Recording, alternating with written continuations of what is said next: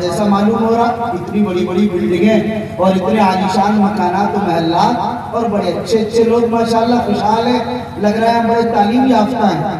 لوگوں نے بتایا تعلیم یافتہ نہیں ہے لیکن مالدار اور صاحب ثروت ہیں، پڑھ نہیں رہے، میٹرک پاس کرنا مشکل ہو گیا ہے، اور مشکل سے میٹرک پاس کر لیتے تو اس کے بعد تو سعودی، دبئی اور عمان چلی جاتا ہے۔ تو ظاہر ہے کہ آپ نے کیا کیا؟ آپ کا امتیاز کیا تھا؟ آپ نے سوچا خلافت بنو عباسیہ نے علم کو پوری دنیا میں عام کیا، خلافت بنو امیہ نے پوری دنیا میں اس علم کو عام کیا، مدینے کو علم کا مرکز بنایا، بغداد کو علم کا مرکز بنایا، بصرہ کو علم کا مرکز بنایا، کوفہ کو علم کا مرکز بنایا، بخارا و سمرقند کو علم کا مرکز بنایا، ترمذ کو بنایا۔ اس طرح سے آپ دیکھتے چلے جائیں، آپ کو آج کھنڈرات نظر آئیں گے قرطبہ کے، الحمرہ کے، اور آپ کو کچھ بھی نظر نہیں آئے گا۔ 800 سال تک جاؤں حکمرانی رہی لیکن یہ ساری چیزیں ختم نظر آئیں اسی دنیا میں۔ کل تعلیم کا نظام یہ تھا کہ وہی جو عالم ہوتے تھے اسی ایک ہی ادارے سے انجینئر بھی پیدا ہوتے، اسی سے ڈاکٹر بھی پیدا ہوتے، اسی سے سائنسداں بھی پیدا ہوتے، اسی سے مفسر بھی بنتے، اسی سے محدث بھی بنتے۔ یہ تو انگریزوں کی کارستانی ہے کہ جب اس ملک میں جسم کے گورے اور من کے کالے انگریز آئے اور بر صغیر پر اپنا چنگل اور قبضہ جمایا، ان مدارس اسلامیہ کو جو حکومت چلایا کرتی تھی، وقف کی جائیدادوں سے چلا کرتی تھی، اس پر بلڈوزر چلا کر ختم کر دیا۔ ورنہ حکومتیں تعلیم کا انتظام کرتی تھی، قرآن پڑھنے کا حکومت انتظام کرتی تھی، حدیث پڑھنے کا حکومت انتظام کرتی تھی، فقہ پڑھانے کا حکومت انتظام کرتی تھی۔ الگ سے دینی اور اصلی تعلیم کے دو مدرسے تو مراکز نہیں ہوا کرتے۔ شروع زمانے سے لے کر 12ویں صدی تک، 13ویں صدی تک یہی سلسلہ باقی رہا۔ یہ تو 19ویں صدی کے اندر انگریزوں نے اسے بانٹ دیا، حکومت کو صرف اصلی تعلیم کے لیے مختص کر دیا، دینی تعلیم کا نظام ختم کر دیا، اس کی سرپرستی حکومت نے ختم کر دی، نوابوں کو روک دیا گیا، وقف جائیدادوں پر قبضہ کر لیا گیا، ہزاروں مدارس پر بلڈوزر چلا دیے گئے۔ ان کا ارادہ تھا کہ اسلامی تہذیب ختم ہو جائے، اسلامی ثقافت ختم کر دیے جائیں، ایمان کو ختم کر دیا جائے، اسلام کے نام لیواؤں کو ختم کر دیا جائے، قرآن کو جلا کر راکھ کر دیا جائے، علماء کو سولیوں کے پھندوں پر لٹکا دیا جائے، مسلمان اور اسلام کا نام لینے والا اس ملک میں کوئی باقی نہ رہے۔ یہاں بائبل کی تلاوت ہو، قرآن کی تلاوت نہ ہو، یہاں عیسائیوں کے طرز حکومت ہو، اسی کے گرجا گھر ہو، یہاں پر کوئی مسجد نہ ہو، مسجدوں کے مینارے اور گنبد نہ ہو۔ ان کا یہی خواب تھا جس کو دارالعوام انگلینڈ میں انہوں نے باضابطہ اپنی پارلیمنٹ میں کہا تھا، لارڈ میکالے نے، کہ ایسے ادارے قائم کرنا چاہتے ہیں کہ اس ملک میں چند سالوں کے اندر ایک بھی شخص اسلام اور مسلمان کا نام لینے والا باقی نہیں رہے گا۔ اور اس وقت کے وزیر تعلیم نے یہ بھی اعلان کیا تھا اپنی پارلیمنٹ میں کہ 35 سال تک اگر میری حکومت اسی انداز پر چلتی رہی، اس ملک میں ایک فرد بھی غیر عیسائی باقی نہیں رہے، ہر شخص عیسائی ہو چکا ہے۔ میرے بھائی ایسے مشکل حالات، اب جب کہ اصلی تعلیم کو الگ کر دیا گیا، اسلامی تعلیم کا کوئی مرکز باقی نہیں تھا۔ قرآن کون پڑھائے گا، حدیث کون پڑھائے گا، تفسیر کون پڑھائے گا، اس کا کوئی انتظام نہیں تھا۔ قربان جائیے حجت الاسلام حضرت مولانا قاسم نانوتوی رحمۃ اللہ علیہ پر، مولانا رشید احمد گنگوہی پر، اور ان کے رفقا اور بزرگان دین پر، جنہوں نے اس وقت انتظام کیا کہ حکومتیں جاتی ہیں پھر آ جاتی ہیں، لیکن جب اسلام جاتا ہے تو ایمان جاتا ہے تو جلدی نہیں آتا۔ اسی بنیاد پر انہوں نے اسی تہذیب کو باقی رکھنے کے لیے، اسلامی تشخص کو برقرار رکھنے کے لیے، ایمان کو بچانے کے لیے، اسلام کے تحفظ کے لیے انہوں نے دارالعلوم دیوبند کی شکل میں یہ ادارے قائم کیے، جہاں قرآن پڑھایا جائے گا، جہاں حدیث پڑھایا جائے گا، جہاں تفسیر پڑھائی جائے گی، جہاں فقہ پڑھایا جائے گا، جہاں عقائد پڑھائے جائیں گے، جہاں علم کلام پڑھایا جائے گا، جہاں علم نحو و صرف پڑھایا جائے گا، جہاں منطق و فلسفہ پڑھایا جائے گا، جہاں معانی بیان بلاغت پڑھائے جائیں گے۔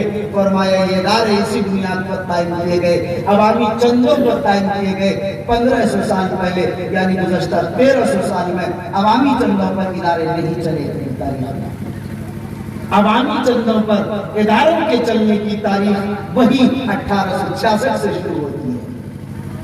یاد رکھیے آج اسی لیے کیا گیا تھا کہ دینی تعلیم کو بھی محفوظ کر لیا جائے، ورنہ کل تک حکومت کی ذمہ داری تھی کہ حکومت دین کی تعلیم کا بھی انتظام کرے، ہر مذہب کے مطابق ان کی تعلیم کا انتظام کرے، یہ حکومت کی ذمہ داری ہوئی۔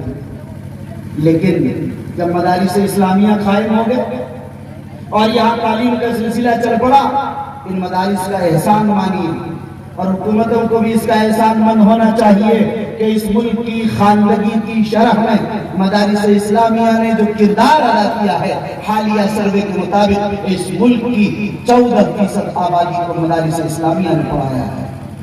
14% آبادی، خواندگی کی 14% میں حصہ صرف مدارس اسلامیہ کا ہے، جو مدارس حکومت سے کوئی فائدہ، حکومت سے کوئی مالی تعاون حاصل نہیں کرتے ہیں، ان مدارس کی وجہ سے حکومت کو اس کا بڑا عظیم احسان مند ہونا چاہیے۔ یاد رکھیے ان مدارس نے ایمان کے تحفظ کا کام کیا، عقائد کے تحفظ کا کام کیا، اسلامی تہذیب و ثقافت کو باقی رکھنے کا عظیم ترین فریضہ انجام دیا۔ یہ بھی بات یاد رہنی چاہیے، اگر یہ مدارس اسلامیہ نہ ہوتے تو ہم اور آپ ایمان پر باقی نہ ہوتے، اگر یہ مدارس مستحکم نہ ہوتے ہمارا ایمان مستحکم نہ ہوتا، اگر یہ مدارس اس عظمت کے ساتھ باقی نہیں رہتے ہماری عزت عظمت خاک میں مل جاتی۔ بخارا و سمرقند کی تاریخ بتاتی ہے کہ جہاں ہر گلی گلی میں، کوچے کوچے میں ایک انسان حافظ قرآن نہیں حافظ حدیث ہوا کرتا تھا، ایک عورت نہیں، ایک بچی بھی حافظ قرآن نہیں حافظ حدیث ہوا کرتی تھی۔ کوئی موطا کی حافظہ ہیں، کوئی بخاری کی حافظہ ہیں، کوئی ترمذی کی حافظہ ہیں، کوئی موطا مالک کی حافظہ ہیں، لیکن میرے بھائیوں، میرے بزرگوں، اسی سرزمین پر آج ایک ادارہ نہیں، ایک مدرسہ نہیں، ایک لائبریری نہیں، ایک مکتب نہیں، اللہ کے نام لینے پر بھی آج پابندی ہے۔ اس تاریخ کو سامنے رکھیں، اس تاریخ کو سامنے رکھ کر آپ کو اندازہ ہوگا کہ ان مدارس نے اس ملک میں کیا کردار ادا کیا۔ ان مدارس اسلامیہ نے یہ عظیم کردار ادا کیا، مگر ظاہر ہے 5%، 7%، 10% تھے۔ ہمارے وہ مالدار، ہمارے وہ صاحب ثروت، ہمارے وہ دانشوران، ہمارے وہ ملت کی درد رکھنے والے، ہماری قوم کے وہ دردمند افراد کہاں گئے جو 90% افراد کے لیے انہوں نے تعلیم کا کیا انتظام کیا؟ ان کو سوچنا پڑے گا کہ 90% بچے جو مدارس سے تعلیم حاصل نہیں کر رہے ہیں ان کے لیے ہم کیا انتظام کر رہے ہیں۔ آپ اپنے بچوں کو اسکول بھی بھیجنے کے لیے تیار ہیں، اگر آپ اسکول بھیج رہے ہیں تو آپ کون سے اسکول میں بھیج رہے ہیں اس کا بھی آپ کو کوئی اہتمام نہیں کہ وہ اسکول دینیات پڑھا رہا ہے، وہ اسکول قرآن پڑھا رہا ہے، وہ اسکول ایمان والے بچوں کے ایمان کو بڑھا رہا ہے، وہ اردو پڑھا رہا ہے یا نہیں پڑھا رہا؟ کہیں ایسا تو نہیں کہ وہ اسکول تمہارے بچوں کے ایمان کو چھیننے کا کام کر رہا ہے، تمہاری تہذیب و ثقافت کو مٹانے کا کام کر رہا ہے؟ کہیں ایسا تو نہیں کہ وہ بچے مضبوط ایمان پر قائم نہیں رہ پا رہے ہیں؟ اس پر بھی غور کرنا ہوگا۔ کیا آپ نے اس پر غور کیا کہ قومی تعلیمی پالیسی 2020 جو آئی ہے، قومی تعلیمی پالیسی 2020 کو آپ حضرات نے پڑھا؟ اردو میں بھی چھپ کر آ گیا، ہندی میں بھی ہے ہی، انگریزی میں ہے ہی۔ اردو پڑھنے والے اردو میں پڑھ لیں، ہندی پڑھنے والے ہندی میں اور انگریزی والے پڑھیں، اور اس کا جائزہ لیں کہ ہمیں اس قومی تعلیمی پالیسی 2020 کے بعد اپنی قوم اور اپنی ملت کے لیے ہمیں کیا کرنا چاہیے۔ کتنے دردمند حضرات ہیں جنہوں نے اس پر غور کیا؟ ظاہر ہے ہمیں ملت کا درد نہیں، ملت کی فکر نہیں، ملت کا غم نہیں۔ اگر ہم دردمند ہوتے کہ ہمارے نبی دردمند تھے کہ ملت کے درد میں بھولے جاتے تھے، ملت کے غم میں آپ گھٹتے رہتے تھے، اسی نبی کی امت کا یہ حال ہے کہ اپنا بچہ پڑھ لے تو بہت بڑی بات، پڑوس کے بچے کی اس کو کوئی فکر نہیں۔ آپ کا بچہ وہ نہیں جو آپ کی بیوی کے کوکھ سے پیدا ہوا، آپ کا وہ تمام بچہ ہے جو ملت کا بچہ ہے، اس لیے کہ قرآن انما المؤمنون اخوہ کہہ رہا ہے، سب بھائی بھائی ہیں۔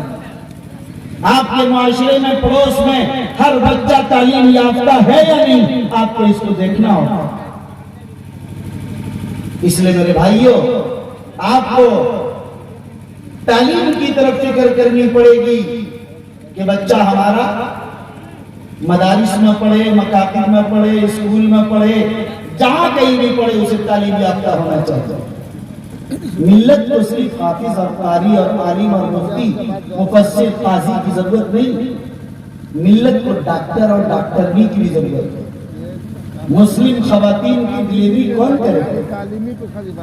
اس کے الٹرا ساؤنڈ کون کرے گا؟ ان کے ایکس رے کون کرے گا؟ ملت کے لیے کیا ماہرین تعلیم نہیں چاہیے؟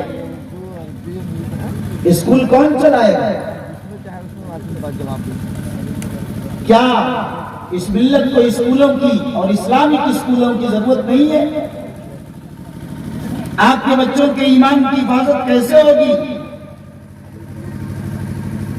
اس کے دینیات کا کیسے انتظام ہوگا؟ آپ نے اس پر غور کیا؟ سوائے اس کے کوئی راستہ نہیں کہ لوگوں آپ کو اسکول قائم کرنے پڑیں گے، ورنہ تو ظاہر ہے آپ کے بچوں کا ایمان نہیں بچے گا۔ وہ ارتداد کی طرف تیزی سے جا رہے ہیں، اس کا راستہ صرف یہی ہے کہ آپ کے اسلامک طرز کے اسکول ہونے چاہیے، 5ویں تک، 10ویں تک، 12ویں تک اسکول ہونے چاہیے، آپ کے کالجز ہونے چاہیے، آپ کے میڈیکل انجینئرنگ کالج ہونے چاہیے، آپ کی ITI ہونے چاہیے، یہ ساری چیزیں آپ کے پاس ہونی چاہیے۔ ہاتھ پر ہاتھ دھرے اگر صرف چاہیں کہ ہم کو IAS مل جائے اور اعلیٰ تعلیم کا انتظام کوئی نہیں کرتا، اس ملت سے زیادہ ڈراپ آؤٹ کی شکایت کہیں نہیں۔ 1000 بچوں میں سے چند بچے گریجویشن سے اوپر کی تعلیم، اعلیٰ تعلیم حاصل کرتے ہیں۔ اس صورتحال میں کہاں سے IAS تیار ہوتا ہے؟